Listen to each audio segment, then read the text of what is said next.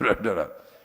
Kalau pengusaha besar boleh dikasih apa itu? Haircut. Apalagi haircut lagi. Wenaknya sendiri, haircut. Masa nelayan-nelayan kita enggak kita berdayakan? Belum pernah mereka dapat kesempatan ini. Banyak yang nangis di pulau-pulau terpencil. Sekarang kita hadir, kita memberi harapan ke depan. Sama juga dengan Koperasi Merah Putih yang akan kita bangun dan sudah mulai sebentar lagi. Kemungkinan saya dapat laporan mungkin dalam 1-2 bulan ini sudah akan beroperasi beberapa ratus koperasi.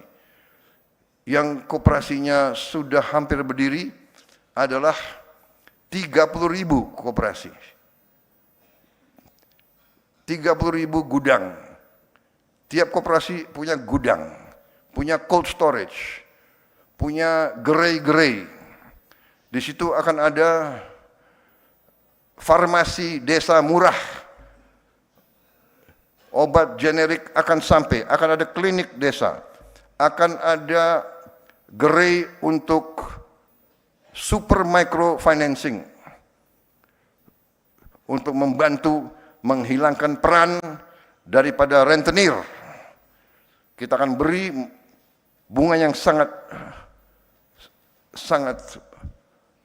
mudah, sangat ringan untuk mereka-mereka. Semua barang subsidi akan punya akses, rakyat akan punya akses langsung, sehingga tidak ada penyelewengan, tidak ada kebocoran. Dan ini semua anggarannya dari mana? Anggarannya sudah ada. Karena 10 tahun kita sudah beri dana desa kepada desa-desa kita. 10 tahun sudah kita berikan. Dan sekarang kita akan mengarahkan, selama ini 10 tahun kita harus akui banyak dana tersebut tidak sampai ke rakyat. Ini dibuktikan dengan banyak sekali kepala desa yang terpaksa berhadapan dengan hukum karena tidak dapat pertanggungjawabkan dengan baik penggunaan dana tersebut. Saudara-saudara sekalian, dari ini semua, saudara-saudara, kita akan buktikan bahwa pertumbuhan ekonomi kita real, nyata, dan akan di atas sasaran yang kita tetapkan. Saudara-saudara sekalian, kita juga buktikan bahwa kita sekarang sudah swasembada beras. Kita menuju swasembada pangan.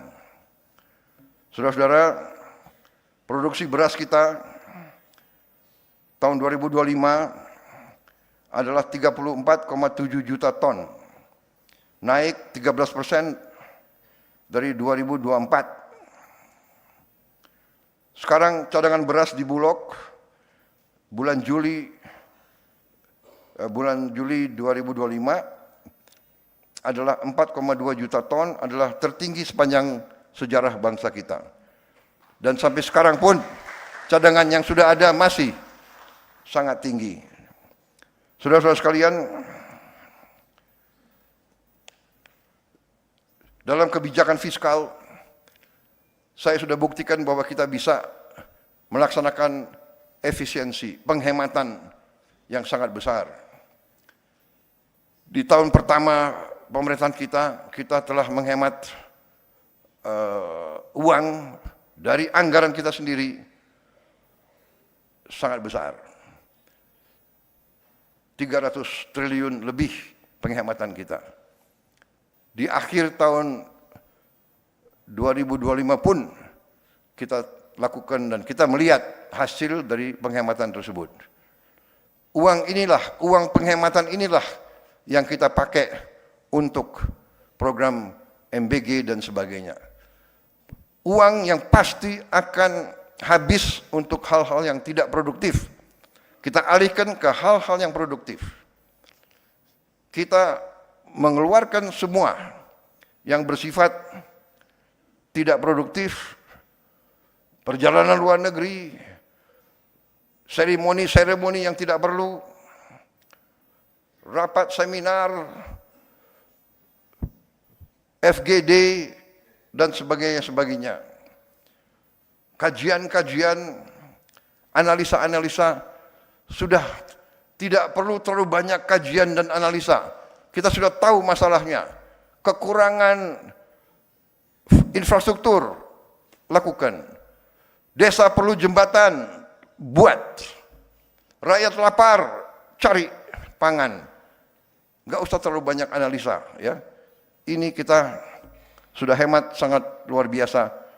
Di tahun pertama 308 triliun rupiah kita sudah hemat.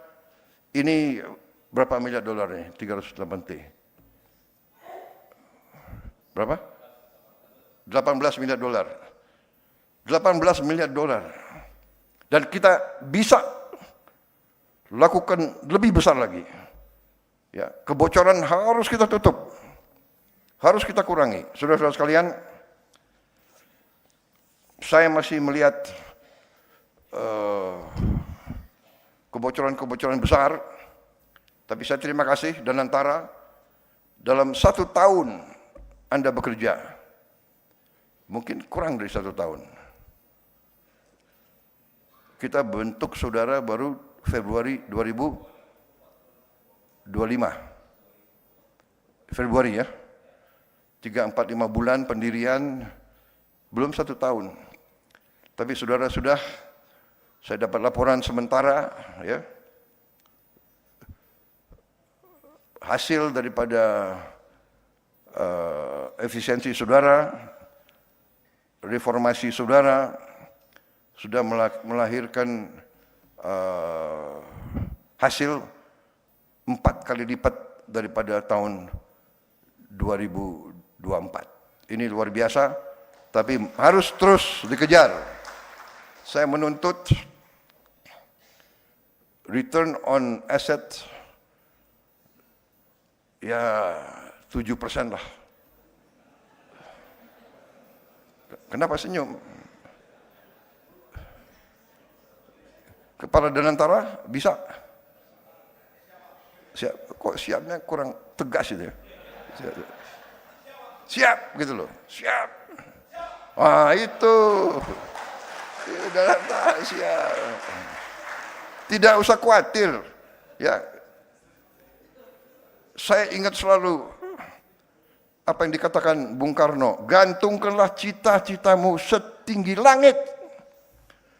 Kalau kau tidak sampai, minimal kau jatuh di antara bintang-bintang. Kan begitu.